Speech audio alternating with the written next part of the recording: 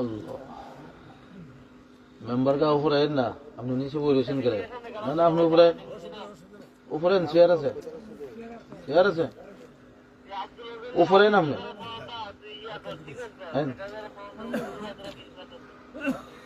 আসসালামু আলাইকুম ওয়া রাহমাতুল্লাহি ওয়া বারাকাতুহু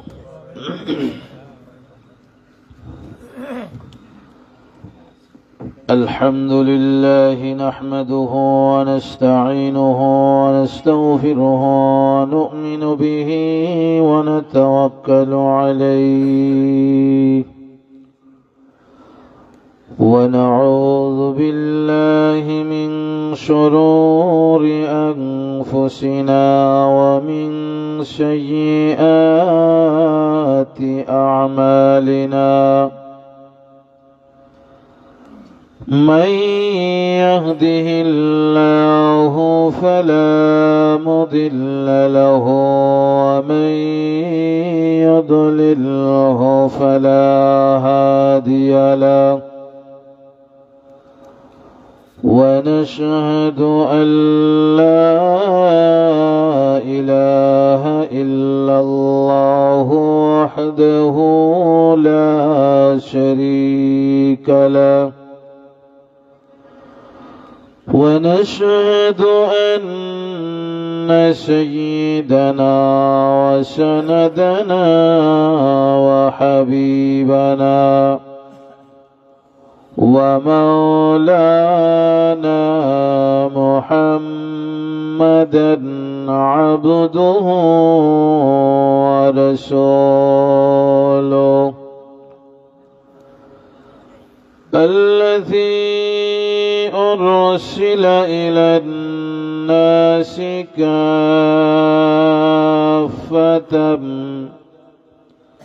بشيرا ونذيرا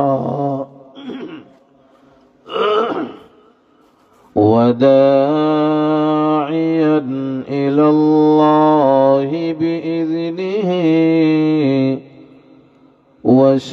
وسراجا منيرا أما بعد فأعوذ بالله من الشيطان الرجيم بسم الله الرحمن الرحيم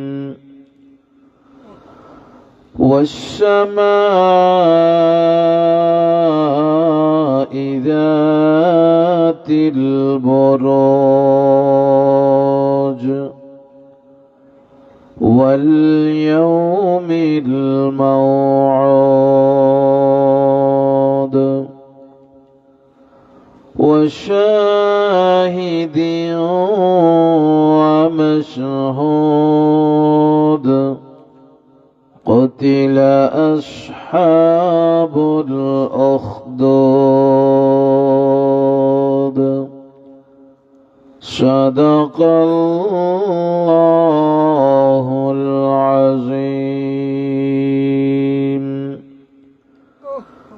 بارك الله لنا ولكم في القرآن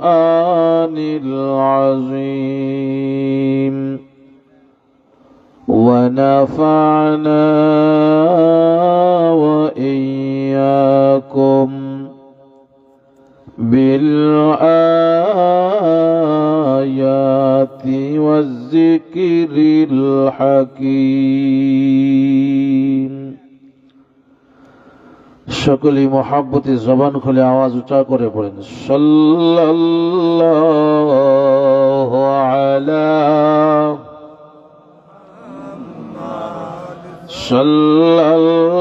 সাল্লাল্লাহু আলাইহি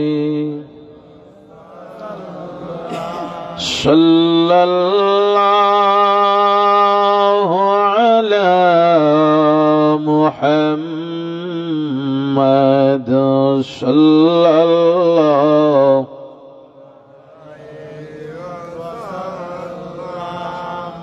ونبي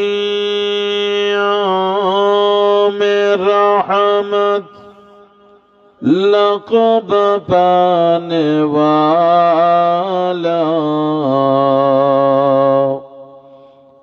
مراد غریبوں کی برلانے والا সাল্লাল্লাহু আলাইহি।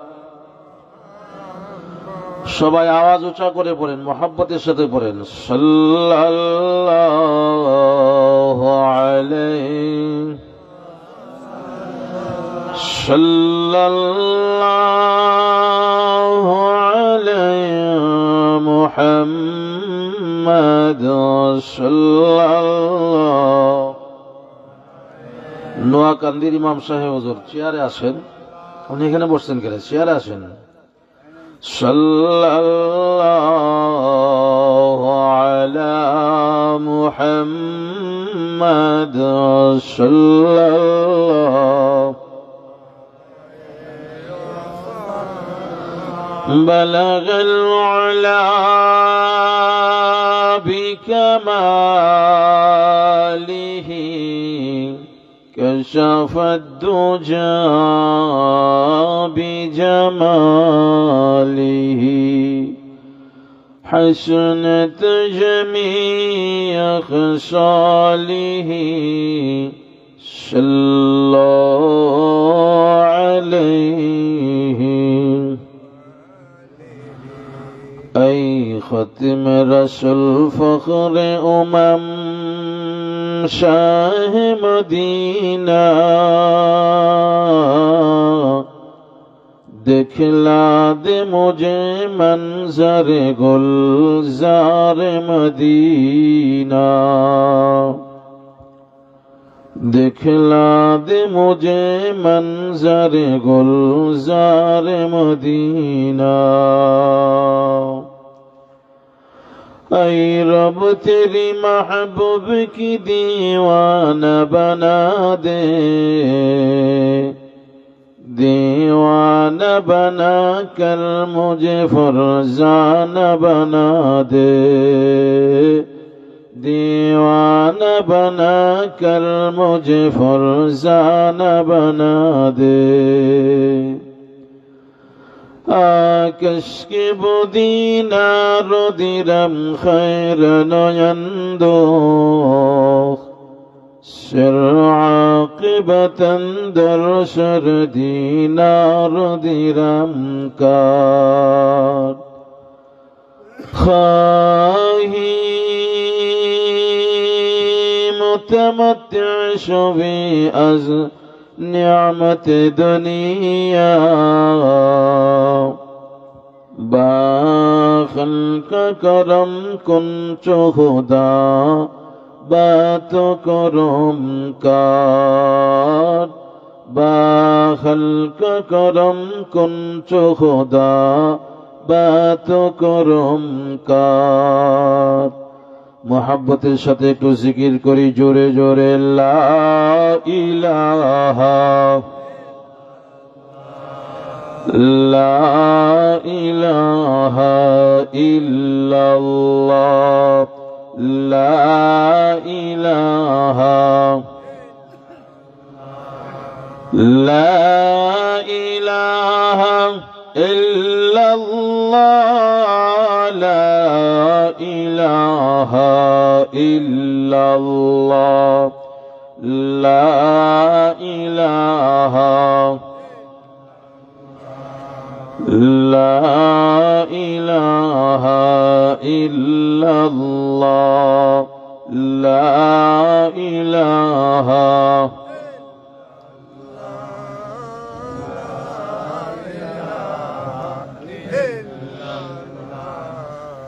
আপনাদের আওয়াজ যদি এত দুর্বল হয়, মাত্র তো রাত্র শুরু হয়েছে, বক্তা তো আরো আছে, শেষ পর্যন্ত মোনাজাত করে তো বাড়িতে যাওয়ান লাগবো নাকি? নতুন গ্রাম, নতুন মাহফিল। এখানে কি আর মাহফিল হইছে? মাত্র নতুন। আপনাদের আবেগ, উদ্বেগ দুটোটাই থাকতে হবে, ঠিক না? আপনাদের আওয়াজের দ্বারা বুঝাইয়া দিতেন আজকে মাহফিল কয়টা পর্যন্ত চলতো, ঠিক কিনা? হ্যাঁ, টিহের আওয়াজও সুবিধা না। এই আওয়াজ থাকলে হুজুর আপনার মতন ঘুমাই যাব। মহাব্বতের সাথে আওয়াজ উঁচা করে শরীরটার মধ্যে একটু জোশ আন না। আল্লাহর জিকির করতে ভালো লাগে না? একসাথে আমার সাথে পড়েন, লা ইলাহা মাশাআল্লাহ, লা ইলাহা, জোরে জোরে লা ইলাহা, লা ইলাহা ইল্লাল্লাহ, লা ইলাহা, লা ইলাহা। ওই কালিমার জন্য বেলাল কত নির্যাতিত হলেন। জান চলে যাই, মান চলে যাই, তবু জবানে ইল্লাল্লাহ, লা ইলাহা মাশাআল্লাহ, লা ইলাহা, লা ইলাহা ইল্লাল্লাহ, লা ইলাহা। সুবহানাল্লাহ ওয়ালহামদুলিল্লাহ, লা ইলাহা, লা ইলাহা, লা ইলাহা ইল্লাল্লাহু মুহাম্মাদুর রাসূলুল্লাহ সাল্লাল্লাহু আলাইহি ওয়াসাল্লাম।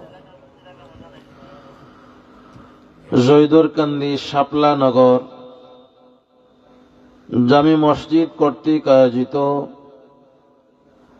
প্রথম বার্ষিক ইসলামী মহাসম্মেলনের বর্তমান অধিবেশনের সম্মানিত সভাপতি মাদ্দাজিল্লাহুল আলী, উপস্থিত আছেন হযরত উলামায়ে কেরাম, উপস্থিত আছেন সর্বস্তরের ধর্মপ্রাণ মুসলমান ভাইয়েরা এবং পর্দার আড়াল থেকে বসে ওয়াজ শুনতেছেন সম্মানিতা মা ও বোনেরা। সর্বপ্রথম মহান রব্বুল আলামিনের দরবারে লাখো কোটি শুকর আদায় করছি, যিনি অত্যন্ত দয়া করে মায়া করে আজকের এই রহমতি বরকতি জান্নাতের টুকরা মজলিসের ভিতরে আল্লাহ পাক আমাদের সকলকে বসার সুযোগটুকু করে দিয়েছেন। সেই জন্য আমরা সবাই একবার কালিমাতুশ শুকর আদায় করছি। সবাই জোরে সরে বলুন আলহামদুলিল্লাহ, আরো জোরে বলুন আলহামদুলিল্লাহ। আমার ভাই, আমি আপনাদের খেদমতে অল্প সময় আলোচনা করব, কারণ বেশি লম্বা আলোচনা করতে পারবো না। আপনারা জানেন আমি অসুস্থ, ঠিক না? মাঝে মধ্যে আসি, একটু বসি, আসলে একটু ভালো লাগে আপনাদের কাছ থেকে দোয়া নেওয়ার জন্য, আর কিচ্ছু না। এই জন্য আমি বেশি সময় নষ্ট করব না। আপনাদের মাঝে প্রধান অতিথি, বিশেষ অতিথি আলহামদুলিল্লাহ উপস্থিত হয়ে গেছেন এবং এই যে মহল্লায় আজকে যে মাহফিলটা হচ্ছে, এই গ্রামটাও নতুন, মাহফিলটাও নতুন, ঠিক না? মসজিদের উদ্যোগে মাহফিলটা হচ্ছে, মসজিদটাও নতুন, অর্থাৎ সব নতুন। আপনারা জয়দুর কান্দি থেকে হিজরত করে এই শাপলানগরে এসেছেন, ঠিক না?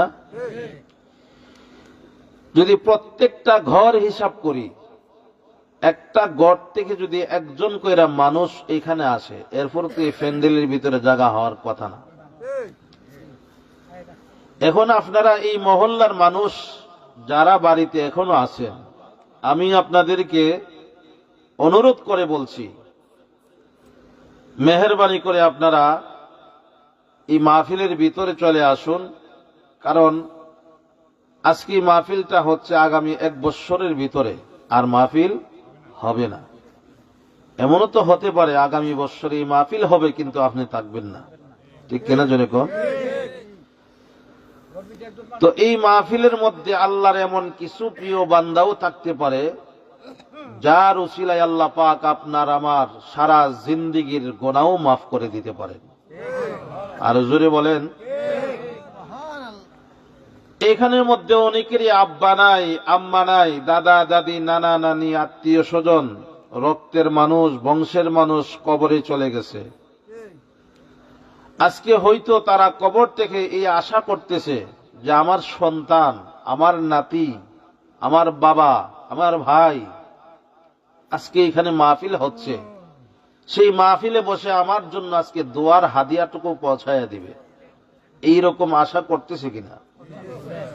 এই জন্য আমি অনুরোধ করব, শাপলানগরের যে সমস্ত ভাইয়েরা আছেন, আপনারা মেহেরবানি করে মাহফিলে চলে আসুন। আপনাদেরকে বারবার অনুরোধ করে বলছি, এখানে দোয়া করে যান।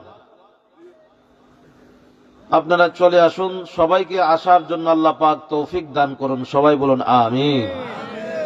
আমার ভাই, আমি আপনাদের খেদমতে আল্লাহর পবিত্র কোরআনুল কারীম থেকে সূরাতুল বুরুজের প্রথম থেকে 2-3 খানা আয়াত তেলাওয়াত করেছি।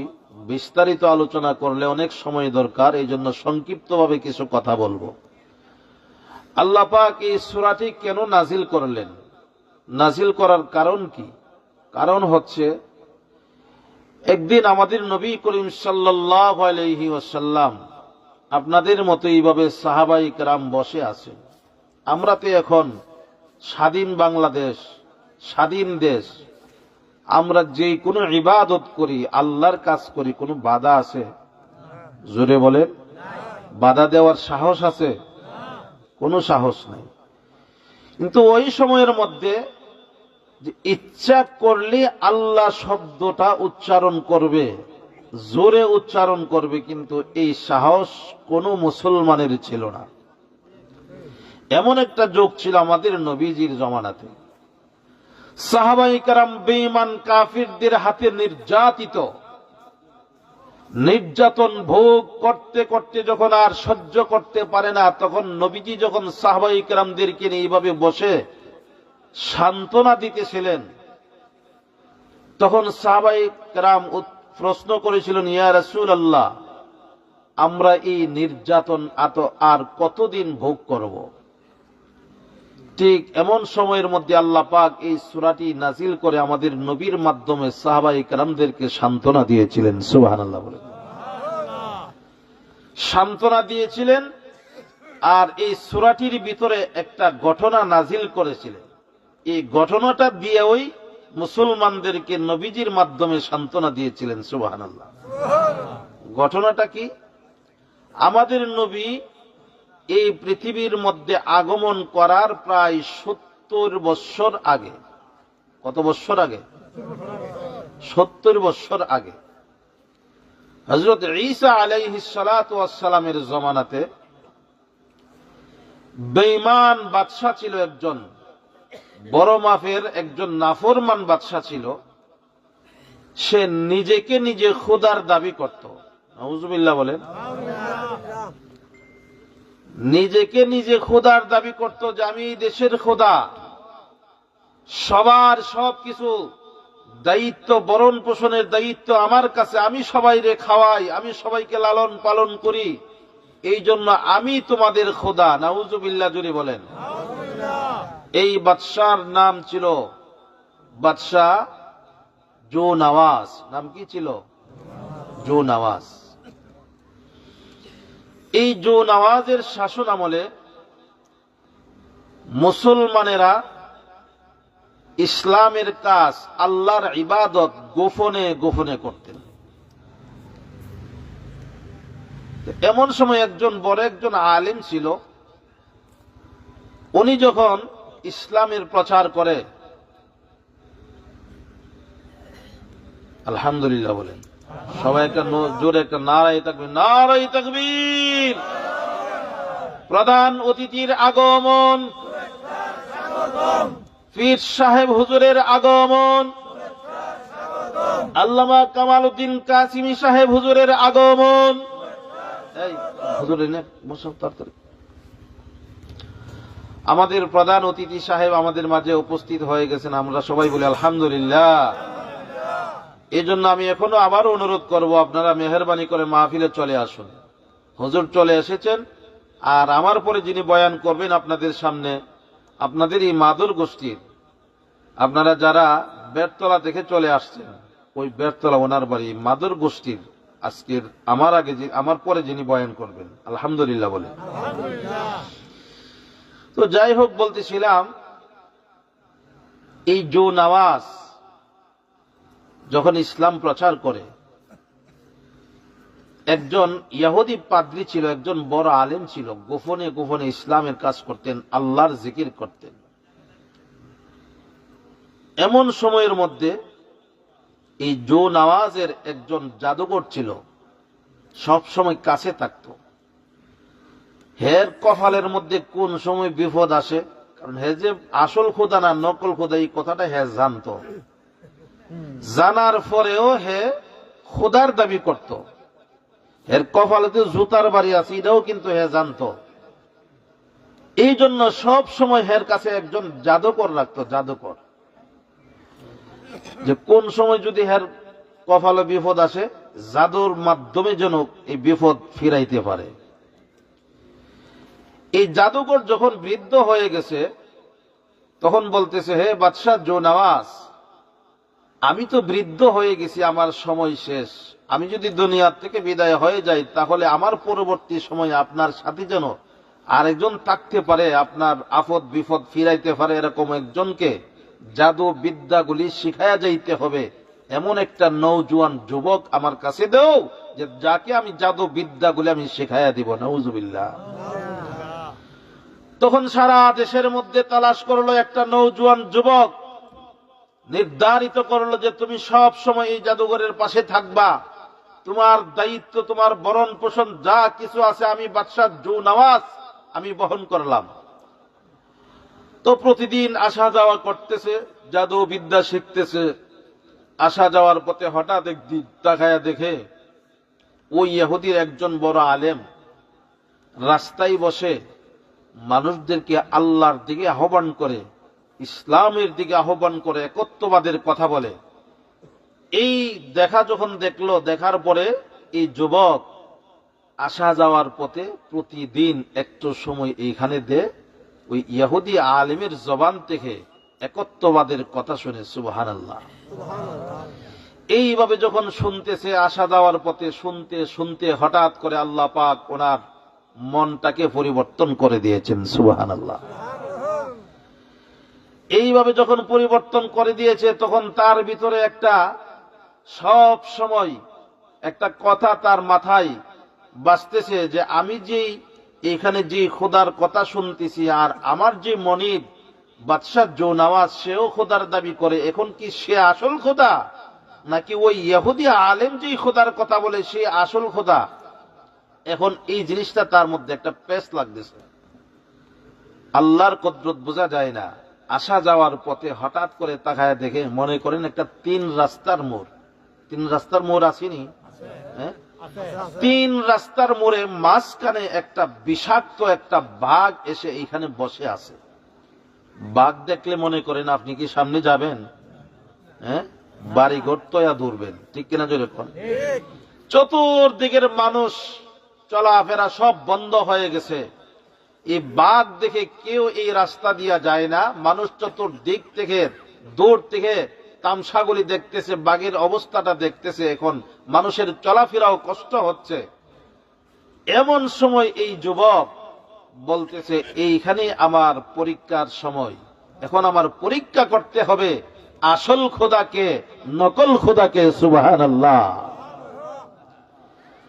উপস্থিত সকল লোকদের সামনে দাঁড়ায়া বলতেছে, একটা পাথর হাতে লইয়া যাবি, এই পাথরটা বাঘের দিকে আমি ঢিল ছেড়ে দিব। আর সবার সামনে এই কথাটা বলতেছে, আমি এই পাথরের আঘাত করার পরে যদি বাদশাহ জো নওয়াজ আসল খোদা হয়, তাহলে আমার এই পাথরের আঘাতে এই বাঘটা মৃত্যুবরণ করবে না। আর যদি বাদশাহ জো নওয়াজ নকল খোদা হয় আর ইহুদি আলেমের খোদা যদি সত্য খোদা হয়, তাহলে আমার এই ছোট পাথরের আঘাতের দ্বারা বাঘটা মৃত্যুবরণ করে দুনিয়া ছেড়ে দিবে। সুবহানাল্লাহ বলে। ও মুসলমান, উপস্থিত সকল লোকজনের সামনে দাঁড়ায় যখন এই পাথরের আঘাত যখন বাঘের মাথায় আঘাত করলো, আঘাত করার সঙ্গে সঙ্গে ইহুদি আলেমের খোদা অর্থাৎ আমাদের খোদার হুকুমে মাত্র ছোট একটা পাথরের আঘাতে বাঘের মাথায় পড়লো। পড়ার পরে মাথার ছার ভেঙ্গে রক্ত বের হওয়া শুরু হয়ে গেছে। এইভাবে রক্ত বের হইতে হইতে উপস্থিত সকল লোকদের সামনে এই বাঘটা মৃত্যুবরণ করে দুনিয়ার জমিন থেকে বিদায় হয়ে গেছে। জোরে বলেন না সুবহানাল্লাহ।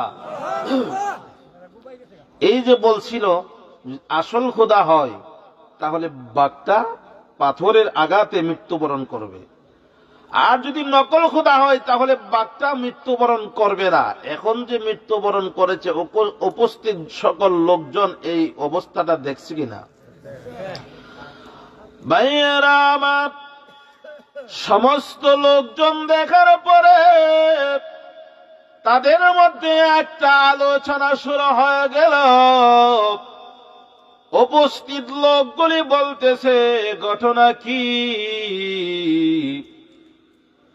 এই যুবক আবার কোন খোদার কথা বলল? এই খোদার কথা বলার কারণে বাঘটা মৃত্যুবরণ করেছে। তাদের মধ্যেও একটা প্রশ্ন শুরু হয়ে গেছে। তাহলে আমরা বুঝতে পেরেছি, আমরা যে এতদিন পর্যন্ত বেঈমান বাদশাহ জো নওয়াজকে খোদা মানতেছি, সে আসল খোদা না, সে হলো নকল খোদা, বাটফার খোদা। আর ওই ইহুদি আলেমের খোদা হলো সত্য খোদা। আমরা দেরি করব না, এই মুহূর্তে কালিমা পড়ে মুসলমান হয়ে গেলাম। সুবহানাল্লাহ জোরে বলেন না। সবাই মুসলমান হয়ে গেছে। এখন বাদশাহ জো নওয়াজের মাথা নষ্ট হয়ে গেছে। বাদশাহ জো নওয়াজ বলতেছে, ইহুদি আলেমের কথা যে বলল, তার যে খোদা বলল, ওই খোদা সন্ধান কে দিয়েছে? আর ইহুদি আলেমকে এখন তার সন্ধান করতে হবে। তার সন্ধানের জন্য লোক পাঠাইয়া দিল। শেষ পর্যন্ত ইহুদি আলেমের সন্ধান পেয়েছে। পাওয়ার পরে ইহুদি আলেমকে গ্রেফতার করেছে। গ্রেফতার করে বাদশাহ জো নওয়াজের সামনে নিয়ে গেছে। নেওয়ার পরে জিজ্ঞেস করে, তুমি কি তোমার খোদার কথা এই যুবকের কাছে দাওয়াত দিয়েছ? হ্যাঁ, আমি দিয়েছি। তখন বলেছে যে, তুমি যদি দিয়ে থাকো, তাহলে আজ থেকে তুমি আর কোনোদিন এই খোদার দাওয়াত দিবা না। এই দেশের খোদা আমি, তোমারও খোদা আমি। যদি আর কোনোদিন কোনো মানুষকে তোমার খোদার কথা উচ্চারণ করবা, তাহলে তোমাকে এমন শাস্তি দিব যে শাস্তির মাধ্যমে দুনিয়ার থেকে তোমাকে বিদায়ী করে দেব। নাউজুবিল্লাহ যদি বলেন। ভাইয়েরা আমার, এমনি ইহুদি আলেম বেঈমান বাদশাহ জো নওয়াজের সঙ্গে জবাব দিয়েছে। রে বেঈমান জোনাওয়াজ, তুমি যে আসল খুদা না, নকল খুদা, বাটফার খুদা।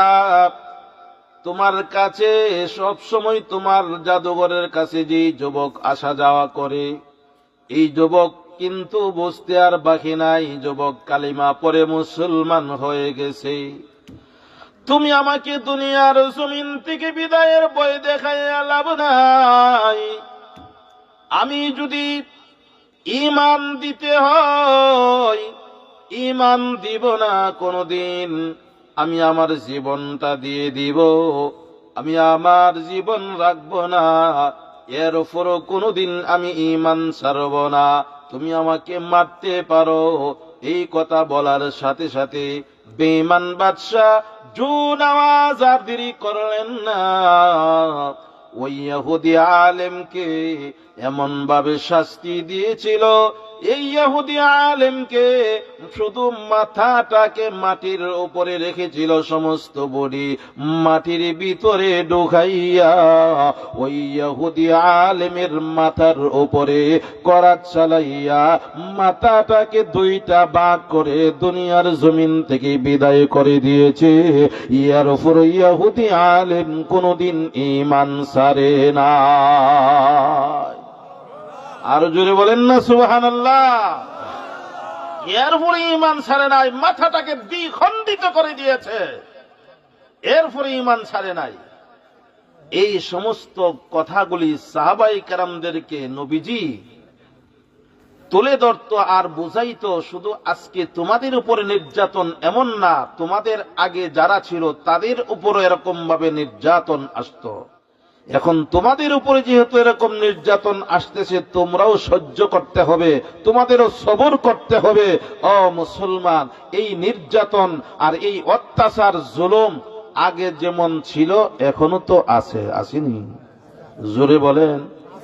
আমরা যদিও মনে করতেছি স্বাধীনভাবে আমরা ইসলাম প্রচার করতেছি, ইসলামের কাজ করতেছি, আল্লাহর একত্ববাদের কথা শুনতেছি, কথা মানতেছি, আমরা এই কথাটা মনে করতেছি আমরা স্বাধীন, কিন্তু স্বাধীন না।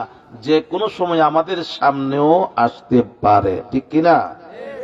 যদি মনে করেন এইখানে আমরা নতুন আসছি, নতুন গ্রাম করছি, এখানে বহু ধরনের মানুষ আসবে, কিন্তু সবার মেজাজ কিন্তু একরকম না। নতুন মসজিদ করছেন, ঠিক না? এই মসজিদের কাজ পরিচালনা করতে গিয়ে দেখবেন কত ধরনের ফিতনা, কত ধরনের ঝামেলা আপনাদের সামনে দাঁড়াবে, কিন্তু কোনোদিন আপনাদের মন দুর্বল করা যাবে না। বুঝতে হবে যে আজকে আমরা নতুন মসজিদ করেছি, আমাদের উপরে এত ঝামেলা কেন? কিন্তু এই ঝামেলা আজকে নতুন না, এটা আগে থেকেই ছিল। কথা বলেন ঠিক কিনা? আগে যেমন ছিল বর্তমানেও আছে, কিয়ামত পর্যন্ত থাকবে। আর এই ঝামেলা এরাই আমাদের চলতে হবে, মসজিদ মাদ্রাসাগুলি পরিচালনা করতে হবে। আমরা এইভাবে ধৈর্য ধরে মসজিদ পরিচালনা করতে রাজি আছি তো ইনশাআল্লাহ? দুইটা হাত উঠায় আল্লাহকে দেখায় দেয়, আল্লাহ আমাদের সকলকে এই মসজিদের জন্য কবুল আর মঞ্জুর করেন। সবাই বলুন আমিন। মাশাআল্লাহ, হযরত চলে এসেছেন। আমি প্রথমেই বলেছি লম্বা আলোচনা করব না। আমি অসুস্থ মানুষ, শুধু দোয়া নেওয়ার জন্য আপনাদের কাছে এসেছি। বয়ানও করি না তো জানেনই সবাই। এবছর আলহামদুলিল্লাহ রেস্টে আছি। দোয়া করবেন আল্লাহ তাআলা যেন আমাকে পরিপূর্ণ সুস্থ করেন। আল্লাহ তাআলা যদি পরিপূর্ণ সুস্থ করে ইনশাআল্লাহ আগামী বছর থেকে ইনশাআল্লাহ বয়ান শুরু করব। আপনারা সবাই আমার জন্য মেহেরবানি করে খাস করে দোয়া করবেন। আল্লাহ তাআলা যেন আমাকে লম্বা হায়াত, নেক হায়াত দান করেন এবং সুস্থতার জিন্দেগি দান করেন। সবাই বলুন আমিন। এবং শেষ পর্যন্ত আমি বলবো, আপনাদের নতুন গ্রাম, মসজিদের দিকে বারবার বলতেছি, একটু ভালো করে নজর দিবেন, সবাই সহযোগিতার হাত বাড়ায় দিবেন। রাজি আছেন তো ইনশাআল্লাহ? দুনিয়াতে একটা মসজিদ আবাদ করবেন, আপনার জন্য আল্লাহ তাআলা জান্নাতের ভিতরে একটা বাড়ি নির্মাণ করবেন। সুবহানাল্লাহ বলেন। জান্নাতের ভিতরে বাড়ি চান কি চান না? যদি জান্নাতের ভিতরে বাড়ি বানাইতে চান, দুনিয়াতে মসজিদ বানাইতেই হবে। কমপক্ষে যদি আপনারা বেশি করে টাকা না দিতে পারে, একটা ইট দিয়ে হলেও আপনারা সহযোগিতা করবেন। রাজি আছেন তো ইনশাআল্লাহ? আলহামদুলিল্লাহ, আল্লাহ তাআলা তৌফিক দান করুক। এখন আপনারা যারা বসে আছেন, উঠবেন? কেউ উঠতেন না। হযরত যে সুন্দর আলোচনা করেন, আলহামদুলিল্লাহ। আমার মাদ্রাসায় শেষ দিন আসছিল, আমার মাদ্রাসায় একজন হুজুর মমিন শিখ থেকে আসছিল, কালেকশন যে করছিল বলতে পারেন, ওনার আগে উনি বয়ান করছিল, মানুষ একজনও লড়ে নাই, পুরা ফ্যান্ডেল ভরা ছিল, মানুষ আলোচনা শুনে অনেক সন্তুষ্ট। আজকে ওনাকে আপনাদের এখানে আনছে আবার দ্বিতীয়বার আলোচনা শোনানোর জন্য। এই জন্য সবাই আলোচনা শুনে যাবেন তো ইনশাআল্লাহ। আল্লাহ তৌফিক দান করুক, সবাই বলো না আমিন। আমি আবার মাইক ছাড়ার আগে আবার অনুরোধ করছি, শাপলা নগরের যে সমস্ত ভাইয়েরা আছেন, আপনারা মেহেরবানি করে মাহফিলে চলে আসুন। এই মাহফিল আবার 1 বছর পরে আসতে পারে, নাও পারে, এটা বলা যায় না। এবং আপনি দুনিয়াতে বেঁচে থাকলে এই মাহফিলে বসতে পারেন, নাও পারেন, তাও বলা যায় না, ঠিক কিনা জোরে কোন? এই জন্য বারবার অনুরোধ করব, আপনারা মেহেরবানি করে মাহফিলে চলে আসুন। এবং আজকের আমাদের মাহফিলের যিনি প্রধান অতিথি, মুফাসসির কোরআন আল্লামা আলহাজ হযরত মাওলানা মুফতি কামাল উদ্দিন কাসিমি সাহেব দামাত বারাকাতুহুম, হুজুর আমাদের মধ্যে চলে এসেছেন। আল্লাহ অনেক বড় বুজুর্গ মানুষ, ওনার সাথে যদি আমরা হাত উঠায়া দোয়া করি, আল্লাহ তাআলা অবশ্যই আমাদের দোয়া কবুল করবেন। কারণ এই যে হাত, এই হাত সাধারণ হাত না, কিন্তু এই হাত দিয়া প্রতিদিন আল্লাহর কোরআন হাতাইতেছে, এই হাত প্রতিদিন হাদিসের উপরে হাত রাখতেছে, এই হাত শেষ রাত্রে উঠে আল্লাহর দরবারে যে সময় আমরা ঘুমায় থাকি, ওই সময় এই হাত আল্লাহর দরবারে উঠে। যেই সময় আমরা ঘুমায় থাকি, এই সময় চক্ষু দিয়া পানি বের হয় আল্লাহর দরবারে কান্নারত অবস্থায়। এই চক্ষু দিয়ে আপনাদেরকে নিয়ে আজকে মোনাজাত হবে, এই চক্ষু দিয়ে পানি বের হবে। এই জন্য আমি অনুরোধ করব, হুজুরের সাথে দোয়ায় অংশগ্রহণ করার জন্য আপনারা মেহেরবানি করে চলে আসুন।